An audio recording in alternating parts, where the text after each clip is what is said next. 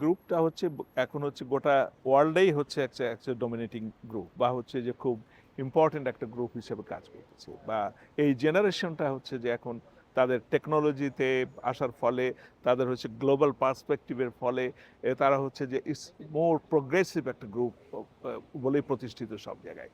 তো সেক্ষেত্রে এখন রাজনৈতিক দলগুলোও হচ্ছে যে তাদেরকে ফোকাস করছে। আপনি যদি এদেশেও দেখেন তাহলে হচ্ছে ২০২৪-এর যে ইলেকশন হলো সেখানে কিন্তু হচ্ছে যে নতুন মুখ অনেক বেশি এসছে লেবার পার্টিতে এবং তারা হচ্ছে যে এখন তাদের যুবকদের সংখ্যাও কিন্তু হচ্ছে এমপির সংখ্যা আগের চেয়ে বেশি এবং আপনি যদি দেখেন যে উইমেনদের সংখ্যা তাহলে হচ্ছে তারা এখন হচ্ছে পার্লামেন্টের 46%, যে হিউজ অ্যামাউন্ট হচ্ছে।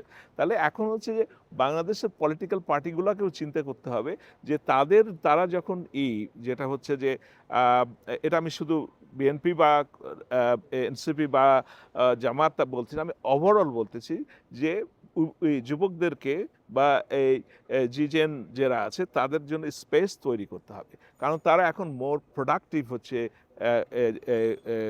গ্রুপ এবং তারা তো ২০০০ আমরা হচ্ছে যে বৈষম্য বিরোধী আন্দোলনে তারা কতটুকু ভূমিকা রাখতে পারে, কীভাবে রাখতে পারে, কতটুকু রিস্ক নিতে পারে সেটা তারা প্রমাণ করছে। সেহেতু সব রাজনৈতিক দলগুলোরই উচিত এই গ্রুপটার জন্য হচ্ছে স্পেস তৈরি করা, তাদেরকে হচ্ছে যে পলিটিক্সে নিয়ে আসা, তাদেরকে ট্রেন করা এবং হচ্ছে যে আমরা সংসদে দেখতে চাই যে শুধু বয়স্ক নয়, যারা হচ্ছে যুবক শ্রেণীর আছে তারাও হচ্ছে যে কথা বলার স্কোপ পায়, তাদের ভিশন, তাদের হচ্ছে যে কার্যক্রমকে সঙ্গে যুক্ত হতে পারে।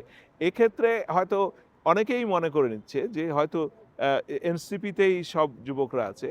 আমার মনে হয় এনসিপিকেও প্রতি আমাদের টলারেন্ট হওয়া উচিত। তারা তো একটা যুবকদের জগ, নতুন একটা ধারণা নিয়ে আসছে। কিন্তু এই নয় যে অন্য রাজনৈতিক দলের ক্ষেত্রে তারা এই জেনারেশনকে নিতে পারবে না। কারণ হচ্ছে অনেকেই তো আছে।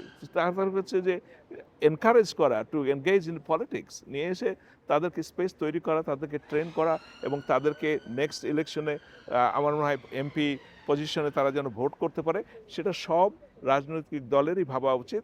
তাহলে বোধহয় আমরা একটা ডাইভার্স, একটা মোর ফোকাসড একটা গ্রুপ পাবো, যেটার ফলে আমাদের দেশ উপকৃত হবে।